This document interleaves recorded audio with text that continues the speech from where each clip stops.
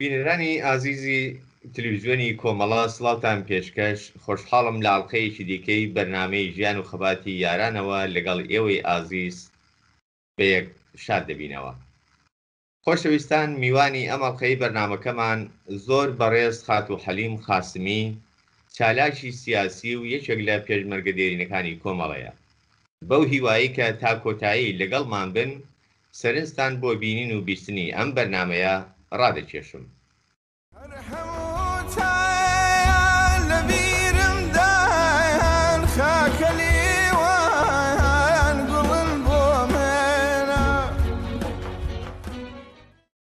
سڵاو خات و حەلیمجان، زۆر سپاست دەکەم بۆی کە بەشداری لەم بەرنامەدا قبول کرد و لە بەرنامەکەدا حاضر بووی. زۆر سپاس کاکەریم، سپاس بۆ ئێوەش و بۆ کۆمەڵە تیویش و بۆ بیسەران و بینەرانی کۆمەڵە تیوی زۆر سپاسی ئێوەش دەکەین کە ئێمەتان لەبیر بۆ بە سەرتاکردنەوە. زۆر سپاس. سپاس بۆ بەڕێستان. جا بۆی کە وەک ڕەواڵی بەرنامەکە بچینە ناو باسەکەمان، حەز دەکەم سەرەتا خات و حەلیمە خۆی یا بیۆگرافیەکی خۆی بۆ بینەران باس بکە و خۆی بە بینەران بناسێنێ بۆی کە یاداوەریەک بێ لە حوزورزێنی بینەراندا. زۆر سپاس کاکە. من نیوم حەلیمە، شۆرەتم قاسمیە. من لە هاچیدەرێ لەدایک بووم. هاچیدەرێ لە منتقەی مەهابادە. بەرحاڵ تا ساڵی 66 هەواداری کۆمەڵە بووم و ساڵی 66 شاتمەدەرە بووم بە پێشمەرگەی کۆمەڵە.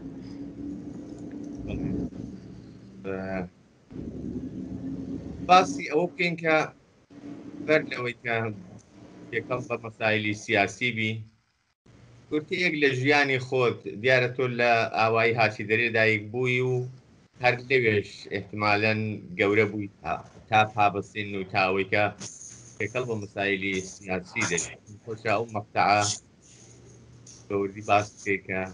ژیان لە ئاوای هاچیدەرێ بۆ تۆ چۆن؟ بەڵێ کاکەری، من هەر لە مناڵێەوە لە هاچیدەرێ لەدایک بووم، هەر لەوێش گەورە بووم. دیارە خانەوادەی ئێمەش وەک هەموو خانەوادەکان و ئەکسەری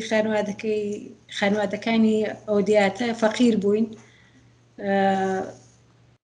من دایکشم زوو لە دەستدا، کە دایکشمان لە دەستدا ئیدی کارمان سەختتر بووە دەگەڵ خانەوادەکەم. ئیتر ئێمە لاوەڵەوە بەڕاستی کە زۆر منداڵ بووم، کۆمەڵە کە هاتە ئەو دێیەمە، من زۆر منداڵ بووم بەڕاستی، بەڵام هەر لە مناڵێەوە من دەگەڵ کۆمەڵە ئاشنا بووم و فکرمان زەینمان ئاگاهی پەیدا کرد. بەرحاڵ خۆش دەزانی هەمووشە ئەو کەسانی وا فەقیرن و ئەو کەسانی وا فکریان دەڕوا بۆی ژیانی باشتریان بێ و دوای کۆمەڵە دەکەوتنەوەوانە. من وەختە دەچوم بۆ سێورنین، دەچوم لە باخکارم کردووە، سێ و مرنیوە و کاری کەشاوەرزیم کردو دەگەڵ باوکم، هەم لە ماڵەوە کارم کردو هەم لە مەزرا کارم کردووە. من لە مناڵێەوە دەگەڵ کۆمەڵە بووم و دەگەڵ کۆمەڵە ئاشنا بووم. ئێستا زۆر شتەیە، زۆر خاتراتەیە لەباری منیوە، نامەوێت زۆر شت بڵێم، بەڵام هاچیدەرێ یەکێک لەو دیاتانە بوو کە هەمیشە خۆشناو بوو، هەمیشە خەڵکی باشی تیا بوو، هەمیشە ئەکسەرە ناواداری کۆمەڵە بوون و کۆمەڵیان خۆش دەویست. من بۆ خۆم لەبیرمە وەختێک کە کۆمەڵە هاتە ئەو دێیەمە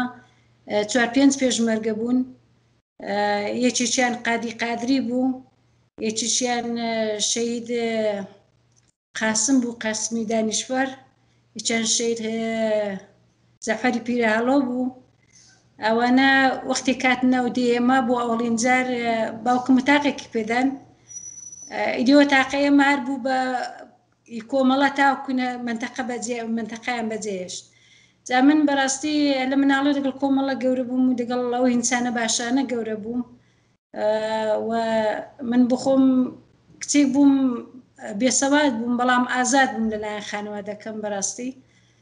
و هەمیشەش پشتیوانم بوون. من هەمیشە سەیم دەکرد لە ناو هاوڕەکانمدا باش بم و چون کۆمەڵە شتێکی بوو وەختێک داهاتە ناو خەڵک ئەوڵی شتێک تۆ لیان فێر دەبووی ئەخلاق بوو. پێم خۆشە لێدا ئەوە لێ پرسم، یعنی زۆر تایبەتە بەحاڵ لەو کاتەدا جەراناتی دیکەش هەموو شوێی دێهاتەکان دەکەنەوە، لەوانش دێهاتی دەرێ ئاوای هاتی دەرێت. ئەوەی کە باجە حەلیم یا کەسانی وەک ئەو وەکو ژن هان دەدا کە هۆگری جەریانێک بن، جەریانیشی چەپ بە نێوی کۆمەڵە، چی بوو ئەو جەزابیەتانە یا ئەو ئەولەویەت و تایبەتمەندیانەی کە لە ناو ئەو جێراندا دەبیندرا کە ژن دەیتوانی خۆی تێدا ببینێتەوە یا ئاوات و ئارەزوەکانی خۆی تێدا ببینێتەوە؟ کاکەریمە و دەورانە دەورانێک بوو بەڕاستی خەڵکی ئێران بە عامەوە خەڵکی کوردستانیش لەباری فکریەوە لەباری مەسهەبەوە زۆر تحتی فشار بوون و زۆر مەغزی خەڵکیان دەشۆردەوە. بەڵام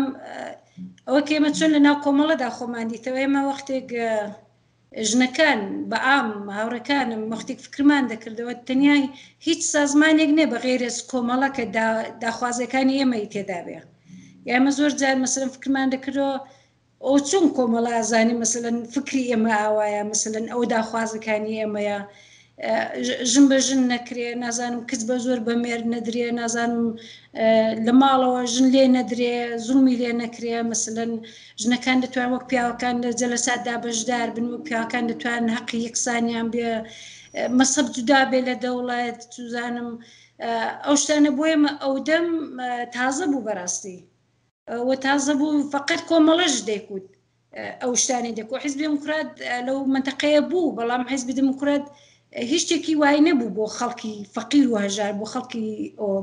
ئەو بوو کە تەنیا ئەوانەی کە خەڵکی کرێکار و فەقیر و هەژار بوون فقط داخوازەکانیان لە ناو کۆمەڵەدا دەدیتەوە. داوای باسی هەر شتێکت دەکرد کۆمەڵە باس هەی بوو، داوای ئازادی دەکرد کۆمەڵە باسی دەکرد، داوای دیفاع لە حەقی خۆت، زوڵم و زۆر، هەموو ئەو شتانە کە دادنیشتی کۆمەڵە قسەی دەکرد،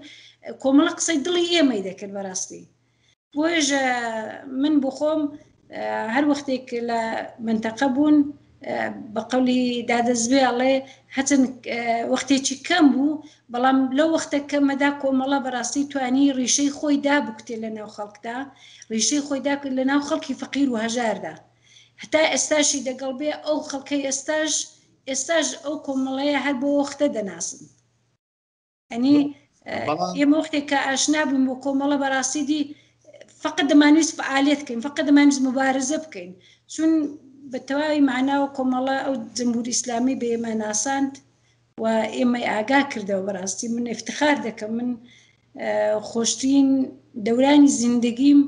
ئەو دەورانە بووە کە دەگەڵ کۆمەڵە گەورە بووم و دەگەڵ کۆمەڵە بووم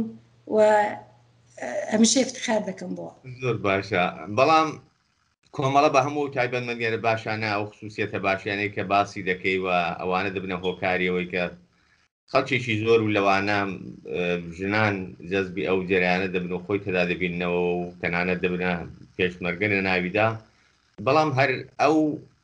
بوون بە پێشمەرگە و خۆ بە تایبەت بۆ قشری ژنان لەناو کۆمەڵەدا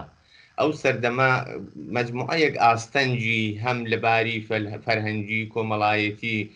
زۆر ئاستەنگیان لەبەر دەمدا بوو. ئەو ئاستەنگانە چی بوون سەرتاکان بۆ ئێوەیە کە دەستان بە کاری سیاسی و پێشمەرگایەتی کرد لەناو کۆمەڵەدا؟ کاکەریمە وەختە ئێمە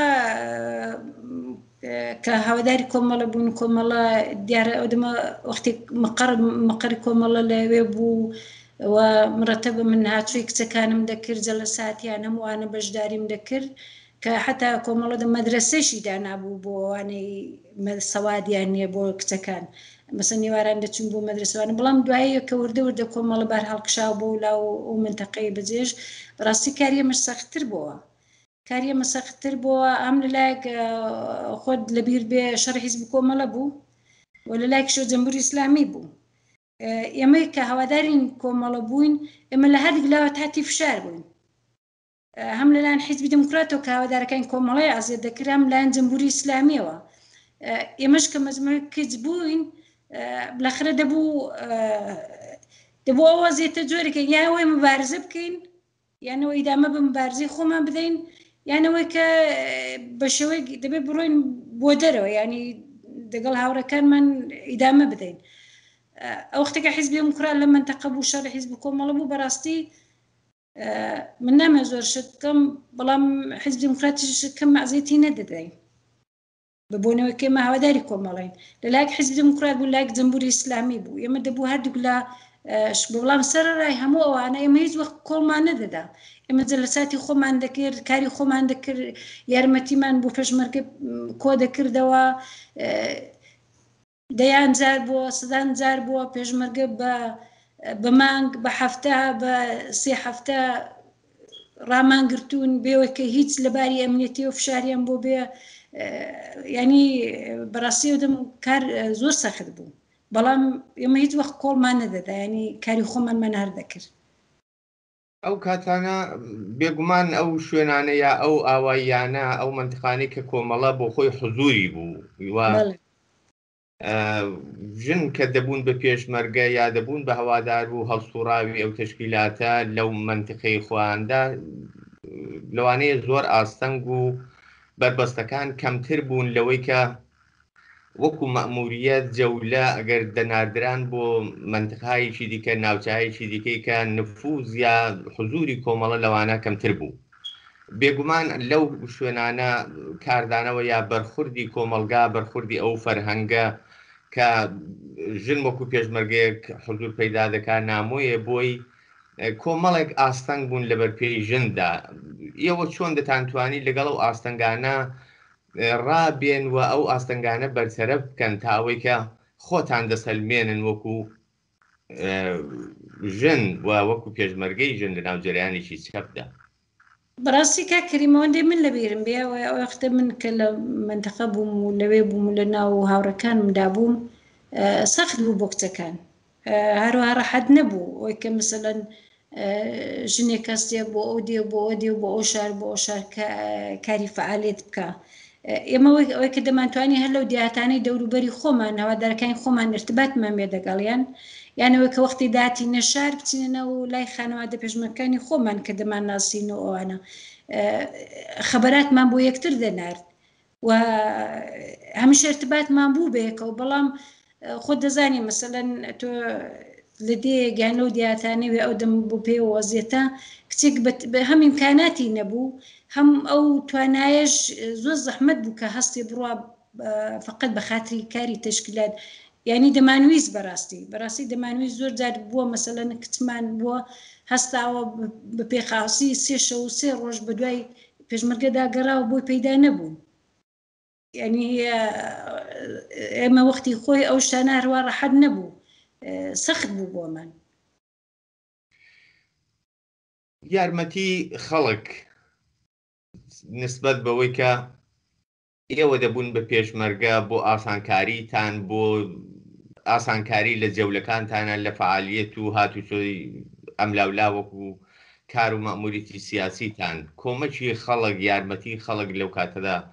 لەگەڵ هێزی پێشمەرگە و بە تایبەت هێزی پێشمەرگەی کۆمەڵەوە لەوانە ژنان چۆم ڕاستی کاکەریم ئەوەندە من بۆ خۆم شاهیدم خەڵک بە گیان و بەدڵ بە گیان و بەدڵ یارمەتی کۆمەڵایان دەکرد و بە گیان و بەدڵ کۆمەڵایان خۆش دەویست و کۆمەڵایان حەشار دەدا یارمەتیان بۆ کۆ دەکردنەوە لە هەر شوێنێک کۆمەڵە عملیاتی دەکرد ئەوان خۆشحاڵ بوون لە هەر شوێنێک دایان بیست کە کۆمەڵە هاتوتە ئەومەدە هەموو ئاگادار دەبوون بە یەکتریان دەکوت ئەنی سم کۆمەڵە ڕیشەیەکی داکوتاوە لەنا ئەو خەڵکە ڕیشەیەکی داکوتا بوو سنجۆ جاری وا بوو باوەڕ نەدەکە کۆمەڵە لەو ماوە کەمەدا چۆن توانێوێتی ئەو ڕیشەیە داکوتوی من ئێستاش مەسەلەن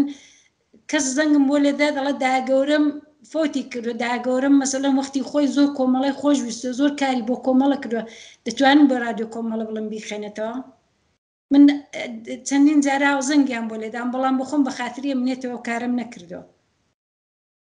ینی ئەو وەختە کۆمەڵە بەڕاستی ئەوەندەی تاسیری بوو حتا مەسەلەن ئەو دێ ئێمە هیچ وەخت مەلایەن قبول نەدەکرد مەسەلەن مزگەوت نەبوو مزگەوت مەقەری کۆمەڵە بوو چەندین ساڵش کۆمەڵە و منتەقەی بەجێژمە هەر نانیش مەلا بێتەوە دێ ئێمە دەیان کوی مەمەلامان ناوێ ینی مزگەوتەکان هەر خەڵک بۆ خۆیان شتیان دەکرد مەلایان نەدەویست تا ئاواخرە من هاتیشمە دەرێ خەبەرم بوو هەر کەس نەفەرێکیان دانابوو وەک بۆ خۆیان دانابوو نانیش بە جەمهوری ئیسلامی مەسەلەن مەلای خۆی بێنێتەوە. زۆر ڕاستە، بەڵام دەبێت تایبەتمەندیەکی زۆر بەرچاو ببێت لە هێزی پێشمەرگەی کۆمەڵدا، چون ئەو کاتە هێزی هەروەکو باسکرا هێزی پێشمەرگەی حیزب دموکراتیش حضوری بووە ئەگەرچی ئەو زۆر لە پێشینەیەکی زیاتری بووە و لە بەشەکانی دیکەی کوردستانیش پێشمەرگە وەک پێشمەرگە بووە، بەڵام لە زۆر جێگا زۆر بەداخەوەم پێشمەرگە هێزێک بووە باڵاسەر، هێزێک بووە کە زەختێک بووە بەسەر پایین دەستەکانی خۆی بەسەر کۆمەلگاداوە وەک ئەبزارێک ئیستفادەی لێکراوە، بەڵام پێشمەرگی کۆمەڵا دەتوانێت عەکسی ئەوە خۆی نیشاندابێ و ئەمەلی کردبێت. ئەو ئەمەلکردەی ئەو تاکتیک و بەرخورد و هەڵسوکەوتەی پێشمەرگی کۆمەڵە لەگەڵ کۆمەلگادا چ جیاوازیەکی بوو لەگەڵ هێزی پێشمەرگەی دیکە کە ئاوا دەبووە مەحبوب و خۆشەویستی خەڵک. کاکەریم فەرقی کۆمەڵە و حیزب دموکرات زۆر بوو. من بۆ خۆمە دەم شایدم کە مەسەلەن داهاتن بەسە بۆ منتەقە بەڕاستی خەڵک ئەحساسی خۆشحاڵیان زۆر نەدەکرد زۆر، چون احتمادێکیان پێیان نەبوو بەجێوەی کە مەسەلەن دەگەڵ خەڵک باش بن لەگەڵ خەڵک شت بن تهدیدیان دەکردن و دەیان جار بۆ هەوادارەکانیمان بە شەو دەبرد و من بخۆم دەیان جار بخۆم هاتوون مەسەلەن هاتوون سەربانەکەمان مەسەلەن تا بەیانی سەربانمان ئەزیەتیان داوین لە برامیان داوە مەسەلەن بۆ ئەم بخۆم زۆر بەدەست حیزبی دموکراتەوە ئازارم کێشاوە، ینی کەمتر نەبووە لە جەمهوری ئیسلامی نامێ مقایسەیان بکەم، بەڵام کۆمەڵە شتی زۆر بوو بۆ خەڵک، بەڵام حیزبی دموکرات بەڕاستی هیچێکی وای نەبوو بۆ خەڵک تەنیا خودمختاری بۆ کوردستان و بەڵام کۆمەڵە وەختی دەهات قسەی بۆ خەڵک دەکرد، باسی داخوازەکانی خەڵکی دەکرد، باسی ئازادیەکانی خەڵکی دەکرد، باسی حەق و حقوقی خەڵکی دەکرد، زۆر زۆر فەرقی بوو لەگەڵ حیزبی دموکرات. جا بۆیە خەڵکی ئەو منتەقەیە کۆمەڵەیان بەی خۆیان دەزانی و پیان وابوو ئەحساسیان دەکرد ینی تەنیا کۆمەڵە دەتوانێت پشتیوانی وان بێ. حیزب دموکرات هیچ وانێکێکی نەبوو بۆ خەڵکە، جا بەخاتی و کۆمەڵە میشە بۆی خەڵک کۆمەڵیان خۆشەویست بۆ ئەخلاقانەیەوە بۆ سیاسەتەوە بۆ کۆمونیستی خۆیەوە، ینی من وەختە زۆر منداڵ بووم یادی بەخێر دایکم زۆر چکۆلە بووم دەیکڕۆڵە 3 نەفەر هەن زۆر ئینسانی باشن، ئەمنەوەم هیچم نەدەفام، زۆر ئینسانی باشن، پشتیوانی لە حەقی خەڵکی فەقیر دەکەن، پشتیوانی لە ئازادی ئینسانەکان دەکەن، ئەوانە 3 نەفەر، بەڵام حەیف یەک حەیفێنێ ئەژنۆژ ناکەن. منزوری مارکس و ئینگلیس و لەنین بوو. ماوەی چەندین ساڵ من وەختی عەکسەکانیم دیت بەحاول کوتم وەڵڵا ئەوە دایکم باسی ئەوانەی دەکرد، ئێستاش لە مەغزی ئێمەدا ئەو 3 نەفەرە مەسەلەن وەختی خۆی کە من ئەو بۆ مناڵی دایکم فێری کردین، باوکم فێری کردین، مەسەلەن ئێمە منداڵ بووین دایک و بابی ئێمەیان هان دەداکە ڕۆڵە ئەوە ڕێگای ئێوەیە، ئەگەرتانەوەیە وانێک ژیانی کووکی ئێمەتان نەبێ مبارزە بکەن بۆ ئایندەی خۆتان، ئەوە ڕێگاتان نیشان دەدا. زۆر ڕاستە، خات و حەلیمە وەکو ژنێک لە ناو هێزی پێشمەرگەی کۆمەڵەدا حوزوری هەیە و بەدەلیلی ئەوەی کە پێشتر باسکرا کۆمەڵێک شعار و دروشمی یەکسانی خوازی ژن و پیا و بەرابەری و زۆر شعار و دروشمی دیکەی ئینسانی لە کۆمەڵە دەوەشایەوە و دەبیندرا و دەبیسترا. ئایا لە عەمەلدا بەڕاستی کۆمەڵە لە مەوردی بەتایبەت کۆمەڵگەی ژناندا ئەو تەئسیرەی بوو یا ئەو چاوەڕوانەی کە لێی دەکرا لەگەڵ شعارەکانی عەمەلکردی پراکتیکی چەندە لەگەڵ یەکدا دەیانتوانی هەمخانیان بێوە تۆ وەک ژنێک لە عەمەلکردی کۆمەڵە نسبەت بە مەسائلی ژنان دەرد و ئازارەکانی ژنان بۆ ڕەفعی بۆ کەمکردنەوەی بۆ لابردنی چەندە ڕزایەتت هەیە یا چەندە پێت وایە لە پراتیکدا عەمەلی پێکردووە؟ کاکەریم کۆمەڵە بەڕاستی من ناڵم هیچ وەخت کەمکوری نەبووە دیارەویش وەکو هەموو سازمانێک و هەموو وانەیەک کەمکوری خۆی بووە بەڵام لەو دەورانەدا بەڕاستی کۆمەڵە پراکتیزی زۆر بوو و هەموو شتی زۆر شتی بە عەمەل بوو یعنی کۆمەڵە دیارە دەهات بۆ مەسەلەن بۆ قسەی بۆ خەڵک دەکرد تەبلیغاتی دەکرد مەسەلەن نشرەی دەدا بە خەڵک جەلساتی دەگر من هەموو جەلساتەکانی کۆمەڵە هەمیشە بەشداریم دەکرد بەڵام کۆمەڵە بەکردەوە نیشانی دەدا کۆمەڵە بەکردەوە و بە عەمەل نیشانی دەدا یان دەیان جارم بۆ خۆم شاهیدم کە خانەوادەکان مشکلاتێکیان دەبوو بەینە ژن و مێرد دەچوون بۆ لای کۆمەڵە دەردەدڵیان دەکرد یان کۆمەڵە ئەم بخۆم کۆمەڵم بە دانیشگایەک دەزانی لەو منتەقەیە کۆمەڵە هەمیشە دایم دیفاعی لە حەقی ژن دەکرد وەختێک ژنەکان وەختێک ئێمە کچەکان هەمیشە وەختێ بێکۆ دانیشتین جەلساتمان دەکرد دمان تەنیا ڕێگای ئێمە ڕێگای کۆمەڵەیە چون فقط کۆمەڵە دەتوانێت نەجاتماندا جا بۆیە کۆمەڵە هەمیشە زۆرتر بە عەمەل نیشانی دەدا بە ئەخلاق نیشانی دەدا کە واقعەن ئەوە ڕێبازی کۆمەڵەیە دەناخۆ زۆر کەس حیزبنکرا زۆر هاتووە هاواری دەکرد ئەوە دەکەینەوە دەکەین بەڵام بە عەمەل چی بوو وەلی بە عەمەل لە کۆمەڵەمان دەدی بە عەمەل کۆمەڵە نیشانی دەدا زۆر دوای ڕێبازەکەی کەوتینەوە جگای ئفتیخارەوە هەمیشە ئفتیخاری پێوە دەکەین پێگومان وایە بەڵام زۆر لە میوانەکان وەختێک باس لە گزەشتەی خوان و حضوری خوان ناو کۆمەڵەدا دەکەن زیاتر لەسەر و تاکید دەکەنەوە کۆمەڵە وەک دانیشگا ناو دەبن بەڕاستی تۆ وەک خۆت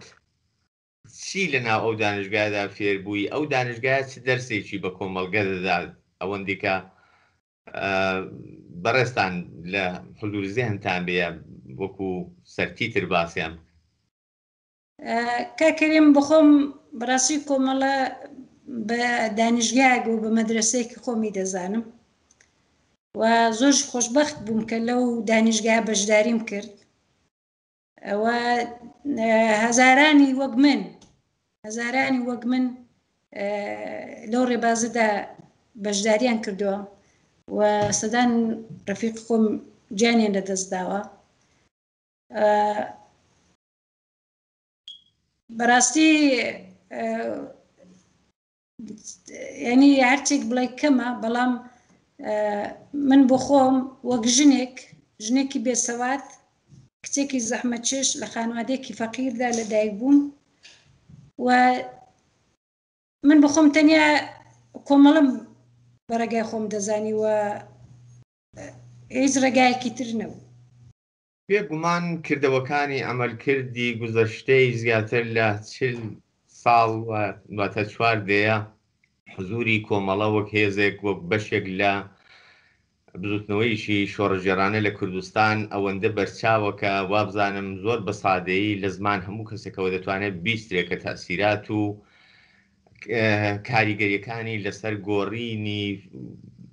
کلتور و فەرهەنگ و دابوونەریت و کۆمەڵێک شتی ناباو کە ئەو کات بوو لە کۆمەڵە وەشایەوە کە ئەوانە هەموو تاسیری کۆمەڵیان بەسەرەوە دیارە لە زۆر شوێنی دیکە کاتێک تەحولاتێک ڕوودەدا ئینقلابێک ڕوودەدات ئەوەڵین کارێک بۆ تەغییری فەرهەنگ بۆ گۆڕینی ئەو فەرهەنگە ئەو کلتورە دەبێ لە ڕیشەوە لە ئاموزش پەروەرشەوە هەتاوە ساڵیان توول دەشێشێتاوەی کە تەغییرێکی نسبی هەست پێ دەکرێت بەڵام کۆمەڵە بە حضورێکی ئەگەرچی زۆر کوردماوە لە کوردستاندا بەڵام زۆر ڕیشەیی دنیایەک تەحولاتی دروست کرد کە هەتا ئێستاش ئەو کۆمەڵگەیە بەو تەحولاتەوە خۆی دەبینێتەوە زیندووە و شانازی پێدەکا ئەمە زۆر واقعی و حاشا هەڵنەگرە بەڵام با بچینە سەر ئەو بەشەی کە ژن وەکو پێشمەرگە شان بەشانی پیا و پێشمەرگەیە چەکی لە شاندایە هێزی پێشمەرگی کۆمەڵا وێڕای ئەوەی کە هێزێکی شەڕکەر و هێزێکی قارەمانە لە بەرەکانی شەڕدا بەڵام لە هەمان کاتیشدا هێزەکە کە ئاگایی بەخشە، هوشیاری بەخشە، ڕزگاری دەرە.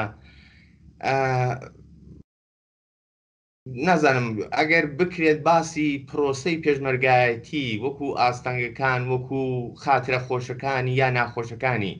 لە زمان خات و حەلیمەوە گە بیستم دەتوانێت چی بن؟ وڵا دیارە خاترەی سەختیشمانەیە، خاتراتی خۆشیشمان زۆرە. من بەهاری 66 بووم بە پێشمەرگی کۆمەڵە و دانم بە ناوچەی مەهاباد، دوای لێوە دانم بە ناوچەی بۆکان. بەڕاستی من پێشمەرگەی بووم، پێشمەرگەی کیسادەی کۆمەڵە بووم لەوەڵە و دوای بووم بە عوزبووانە. ماوەیەک لە واحیدی ئامادە بووم، ماوەیەک لە تەلەفۆنخانە بووم، ماوەیەک لە هەر شوێنێک کاریان پێ لە ناوچە بووم، لە هەر شوێنێک کاریان پێسپار بامە بەڕاستی بەدڵ و بەجێن حازر بووم بیکەم و ئێستاش هەر حازرم بیکەم. من خۆشترین دەورانی ژیانی من دەورانی بوو کە پێشمەرگەی کۆمەڵە بوو. لە دەورانی پێشمەرگایەتیدا ئەو کاتانە ئیتر شارەکان بەدەست پێشمەرگەوە نەماون، ئاواییەکانیش کەم و بیش لە ژێر هێرش و داگیرکاری هێزی سەرکوزگەری کۆماری ئیسلامیدان. چەندی خایان بەڕێستان کە لەو منتیقانە کە منتیقی ئازادکراو بوون حضور پەیدا بکەن تا ئەوەی کە لە نهایەتدا دەچنە دیوی کوردستانی باشوور واتە کوردستانی عێراق. ئەو وەختێکە هاتمە دەرەوە یان پێشوو؟ ئەو مدەتی بوون بە پێشمەرگایەتی تا ئەو کاتێک کە پێشمەرگە مەجبور ناوچە ئازادی بەدەستەوە نامێنێەوە دەچێتە دیوی کوردستانی عێراق نیشتەجێ دەبێت لە ئوردوگاکان. کاکەریم وەختە من هاتمە دەرێ ئێمە دەچوونەوە بۆ ناوچە، بەڵام وەختە من کە بووم بە پێشمەرگە کۆمەڵۆدم لە بەشی ئێران نەمابوو، لە بەشی کوردستانی عێراق بوو، بەڵام ئێمە هەموو ساڵێک دەچوونەوە بۆ ناوچە و دەهاتی تا پاییزە داهاتینەوە بۆ ئەو دیوی عێراقی. بەڵێ تا ئەو کاتانە پێشمەرگە وەکو جەولە دەهاتەوە ناوچە ئازادیسا وەکو ئاوای هاچی دەرێ یا ئاوایەکانی دیکە لە منتیقەکانی دیکە. بەڵێ داهاتینەوە بۆ منتەقە وەکو گوردان داهاتینەوە بۆ منتەقە، ئەمەلیاتمان دەکرد، تەبلیغمان لەناو خەڵکدا دەکرد، پێشمەرگەمان بە تیم و ئەوانە بۆ لاولا دەنار بۆ مەعموریەت، بەڵێ ئەو فعالیتانەمان بوو. خۆشترین خاترە یا ناخۆشترین خاترە دەتوانێت چی بێت لە دەورانی پێشمەرگایەتیدا؟ خۆشترین خاترەی من ئەوە دەورانە بوو کە چەکدار بووم، دەورانی ئامۆژشیم تەواو کرد، دایانم بۆ گوردانی 24 مەهاباد.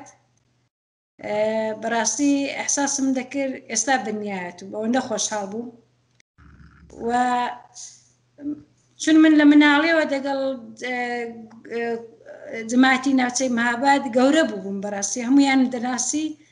وەختێ بووم بە پێشمەرگە دی زۆر ئەحساسی خۆشیم دەکرد، ینی ئەحساسم دەکرد سەربەرزم، ئەحساسم دەکرد خانوادەکەم سەربەرزن، ئەحساسم دەکرد هاوڕەکانم سەربەرزن، ینی ئەحساسێکی زۆر خۆشم بوو. بەڵام ناخۆشترین دەورانی خاترەی من ئەو دەورانە بوو کە بۆمبارانی شیمایی بۆ تێکرا، ئەکسەری هاوڕەکانم لەوێ شەهید بوون. یادیان بەخێر. دواتر بەڕێستان تەسمیم دەگرن کە کوردستان واتە کوردستانی باشووریش بەجێ بڵن و ڕووبکەنە وڵاتە ئەوروپایەکان و ئێستا لە وڵاتی کانەدا نیشتەجێ. بەڵێ بێگومان ئەو پرۆسەیەکی سەهل و ئاسان نییە. دەکرێت باسی ئەو پرۆسەیە بکەیت کە تا دەگەیە وڵاتی کانەدا وەرەوێ نیشتەجێ دەبی و لەوێ دەست دەکەی بە ژیانێکی زۆر جیاوازتر لەوەی کە پێشتر بوو تا سەختیەکانی ئەو ڕێگایە یا ئەو پرۆسەیە چی بوو؟ وەڵا کاکەریم ئێمە بە قەولی کاڵێ ئەو نما سەختی دیوە تەحموولمان زۆرە وەک بەرگمان لێ هاتووە، بەڵام ئێمە کە لە وێ هاتینە دەرەچووینە تورکیە، ساڵونێک لە تورکیە بووین و دەورانێکی سەخت و ناخۆشمان لەوێ گوزەران تا قبول بوون و دانین بە کانەداواتین بۆ کانەدا. وەختی کشاتیم بۆ کانادایی من دەستم کرد بە دەرس خوێندن و ئەوانای تر دوایی کە ماوەک دەرسم خوێنی دی دەستم کرد بە کار تا ئێساش کار دەکەم و لەسەر پای خۆم و منداڵک کاری تشکیلاتیشمان هەر کردووە و نەمانێشتۆ بخەوێ چ لەوێ و چ لێرە نەمانێشتۆ کاری خۆمان تشکیلاتی مەزومە بخەوێ هەمیشە ئەوە لێت هەمیشە دایم بەڵام ژیانێکمان بەرحەڵ دروست کردو بۆ خۆمان منداڵەکانمان گەورە بوون و افتیخاریان پێ دەکەم منداڵای باشن و زیندگیان هەیە بۆ خۆیان دامەزراون و کارەکەم بەڕاستی دەتواتمەوە کارەدا هەموو ڕۆژێ ئەکسەری ڕۆژەکان کارم کردەوە بۆشم مشکلە نیە ینی بەشی ئەوەندە فێر بووم کە بتوانم کار بکەم لەسەر پای خۆم ڕاوەستم بۆ خۆم ئاوا فێر بووم کە هەر ژنێک دەبێت لەسەر پای خۆی ڕاوەستێ و احتیاجی بە هیچ کەسێک نەبێ نە بە مێرد نە بە برا نە بە کەس احتیاجی بە هیچ پیاوێک نەبێ بۆ خۆی پیاوی خۆی بێ و بۆ خۆی لەسەر پای خۆی ڕاوەستێ. زۆر ڕاستە هیوادارم هەم ئێوە خۆشبن بۆ منداڵەکان و هەم منداڵەکان بۆ ئێوە لە هەموو بوارەکانی ژیانتاندا ئەمچنان کە بوون سەرکەوتووتان بین و تەندروست. پێم وایە شتێکی زۆر نەماوە بۆ باسکردن ئەگەر من لە ناو قسەکاندا پرسیارەکانمدا شتێک کە پێویست بووە لێتم نەپرسیەوە هاتۆ حەلیم باسی دەکا پێی خۆشە باسی بکە فەرم و ئەگەر نا ماڵاوی لە بینەران دەکەین. زۆر سپاس کە کەریم تەشەکر بۆ وەختان زۆر سپاس فقط من سڵاو و ڕێزم هەیە بۆ هەموو هاوڕێکانم بۆ هەموو خەڵکی کوردستان و داوامەوەی لیان هیچ وەخت کۆڵ نەدەن و هیچ وەخت کەمکاری نەکەن بۆ کۆمەڵە و هەمیشە یارمەتی دەربن و هەمیشە کردویانە و ئارزووی سەرکەوتن بۆ هەموو لایەک. زۆر سپاس بە هیوای سەرکەوتن بۆ بەڕێز زۆر مەمنون. سپاس لەوەی کە کاتت پێمان داوە لە بەرنامەکەدا بەشدار بووی. ماندوو نەبینی لێ دەکەم و لەوەی کە ماندوومان کردی داوای لێبوردنە لێ دەکەم. باژەکەم کە کەریم جگای افتخارە زۆر زۆر سپاس بۆ وەختی تۆش. زۆر سپاس دەکەم.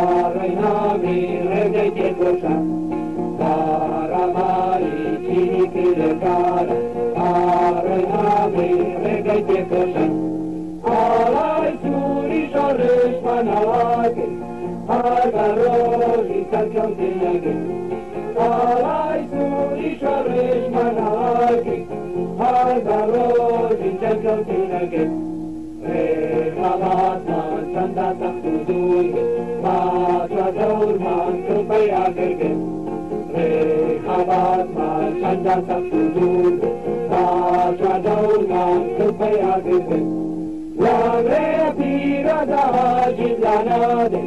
ای تو بجی غماده جامعه پیروزا زنداناده ای تو بجی غماده. بەڵێ بەرزان و خۆشەویستان ئەوەی کە پێشکەشتان کرا و توێژێک بوو سەبارەت بە ژیان و خەباتی خاتوو حەلیم قاسمی یەکێک لە پێشمەرگە دێرینەکانی کۆمەڵا بەو هیوایی کە کاتوساتێکی خۆشتان لەگەڵ بەرنامەکە بەسەر بردبێت تا ئاڵلقەیەکی دیکە و بە یەکگەیشتنەوەیکی دیکە هەر شاد بژن.